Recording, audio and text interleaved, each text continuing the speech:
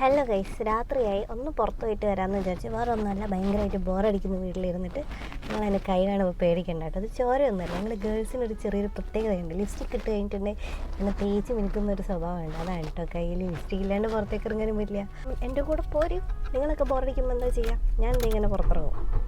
പോയി വരാം. കാഴ്ച കാണാല്ലേ